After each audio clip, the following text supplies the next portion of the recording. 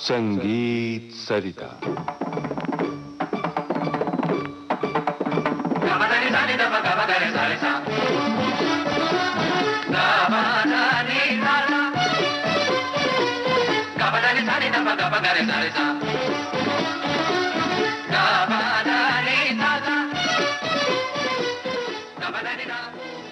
मेरी संगीत यात्रा। प्रिय श्रोताओ, संगीत सरिता में इन दिनों आप सुन रहे हैं सुप्रसिद्ध वायलिन वादिका विदुषी एन राजम से निमि मिश्रा की बातचीत पर आधारित ये श्रृंखला। आज प्रस्तुत है इस श्रृंखला की चौथी कड़ी।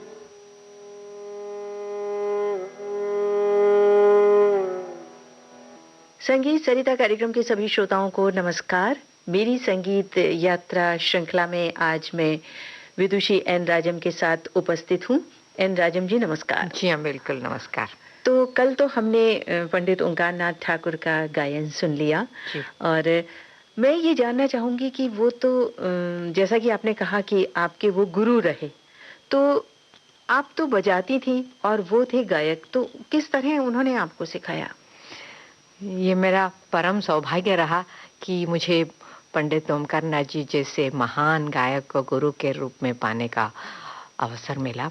मैंने पहले कहा था ना आपसे कि कर्नाटक संगीत में इंस्ट्रूमेंटल स्टाइल करके नहीं था, जो भी गाया जाता है वही बजाया जाता है। तो इसीलिए अगर कोई कुछ गाए उसे रिप्रोड्यूस करने की क्षमता मुझ में थी। मैं जब गुरुजी के पास गई, मान लीजिए वो एक टुकड़ा गाते हैं, एक फ्रेज गाते हैं, उसे मैं रिप्रोड्यूस कर सकती हूँ उन्हीं स्वरों को, ये योग्यता मुझ में थी। तो वो सिखाते इस तरह थे कि एक राग लेते थे और समझाते थे राग का स्वरूप ये है, आरोह ये है और पकड़ ये है वगैरह। उसके बाद एक एक स्वर को लेकर के उसकी बढ़त वो सिखाते थे। एक फ्रेज वो गाते थे, मुझसे कहते थे बजाओ। अच्छा, ठीक है, स्वर तो बच जाता था। तो आप पूछेंगे कि इतनी सी बात थी क्या? नहीं, क्योंकि गुरुजी गाए और वो स्वर मुझसे बच गया तो इतने से हिंदुस्तानी संगीत साकार नहीं होता है। मेरे गुरुजी के गायकी में उनके स्वरों को व्यक्त करने के ढंग में जो भाव है, जो रस है, बारीकी है, उसको मुझे हूबहू वायलिन पर ले आना था। उसके लिए मुझे बहुत परिश्रम करना पड़ता था। एक एक स्वर को लेकर के कैसे उसका बर्ताव करना चाहिए। गुरुजी कहते हैं ना, यहाँ और थोड़ा आवाज वॉल्यूम बढ़ाओ, यहाँ इसको धीमी बजाओ, इस तरह वो बताते समझाते थे। तो उसको ग्रहण करके मैं एक एक फ्रेज को लेकर के कभी कभी मुझे हफ्तों महीनों लगता था एक फ्रेज को मास्टर करने में।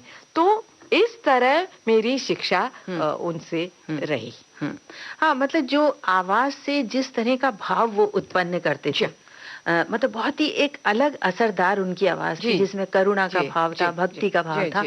तो उसके लिए भी आपको प्रयत्न करना पड़ता था। कैसे, देखिए वो कैसे संभव है, वो शब्द तो नहीं निकाल पाते हैं हम, तो भाव ले आने के लिए तो वो जो बो है ना, वो बो का प्रेशर स्ट्रिंग के ऊपर कहाँ कम ज्यादा, कहाँ कम कहाँ ज्यादा, तो वो आवाज में कम ज्यादा लाने से वो फीलिंग पैदा होता है।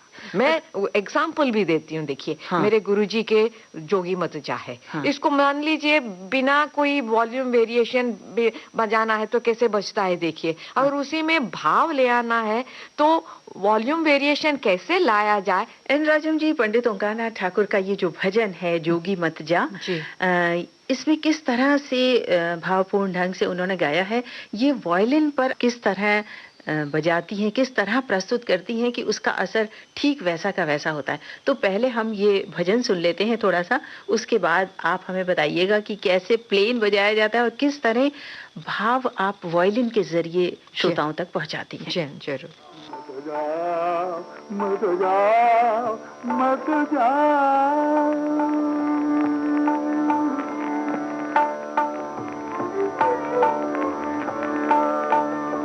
जोगी जोगी जोगी जोगी मत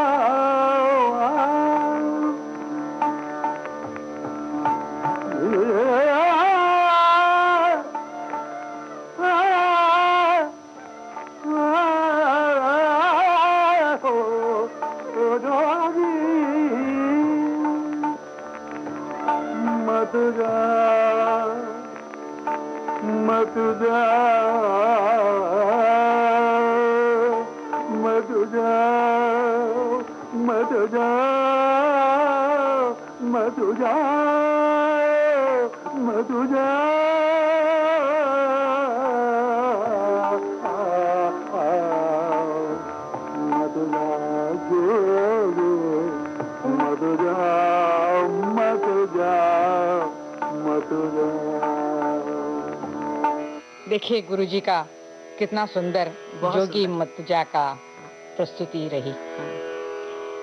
अब मैं बता रही थी जोगी मतजा को यदि प्लेन स्वरों में बजाएंगे तो आप देखिएगा कैसे रहेगा, और उसमें गुरुजी द्वारा जो भाव और रस उत्पन्न होता है उन्हें लाना है तो क्या करना पड़ता है। देखिए प्लेन देखिए, मैं एक ही लाइन बजाऊंगी।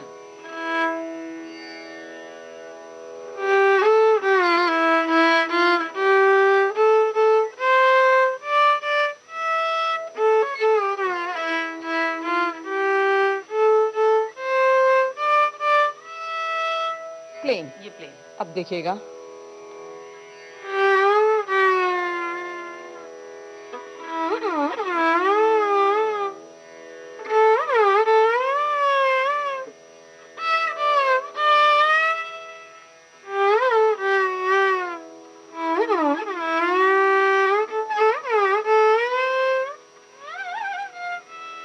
क्या बात, बहुत सुंदर। यही फर्क है। हाँ,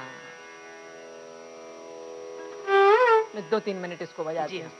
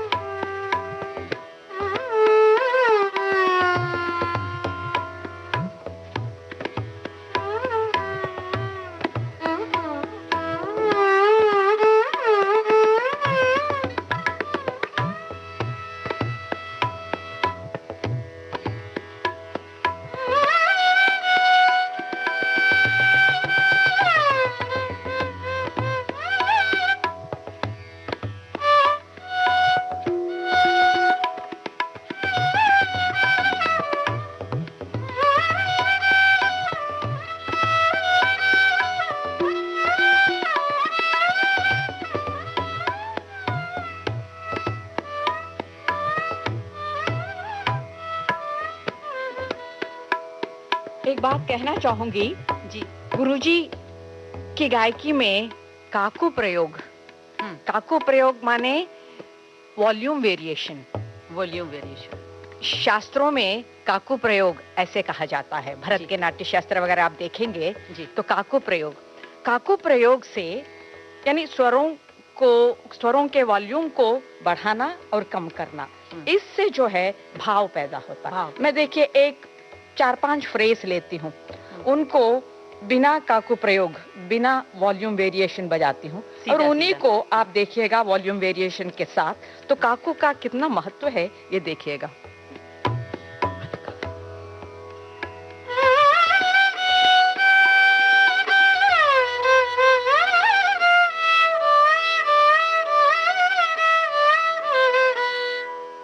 एक ही तरह की आवाज रही, कम ज्यादा नहीं। अब देखिए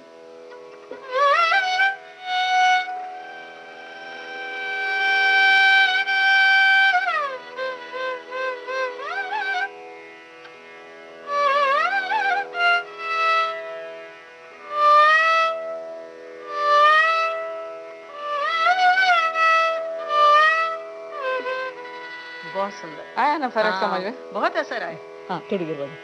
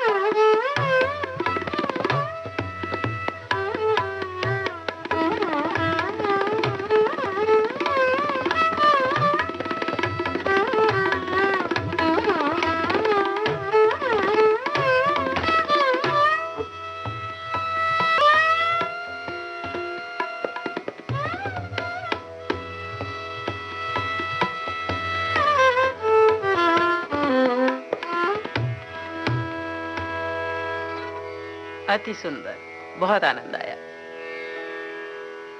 बहुत आनंद आया ये सुनकर। और जो वायलिन सीख रहे हैं हमारे श्रोता, जो बहुत सारे इस वक्त कार्यक्रम को सुन रहे होंगे, उन्हें बहुत सी बारीकियां पता चली होंगी कि किस तरह से इसको बजाया जाए कि ये इतना असरदार हो जाए।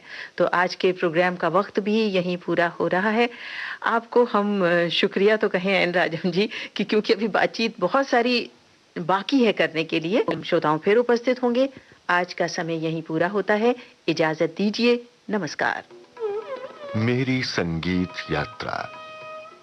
संगीत सरिता में अभी आप सुप्रसिद्ध वायलिन वादिका विदुषी एन राजम से निम्मी मिश्रा की बातचीत पर आधारित इस श्रृंखला की चौथी कड़ी सुन रहे थे। तबला संगत की आदित्य कल्याणपुर ने, तकनीकी सहयोग दिया दिलीप कुलकर्णी ने, और विविध भारती की ओर से इसे आपकी सेवा में प्रस्तुत किया कांचन प्रकाश संगीत ने।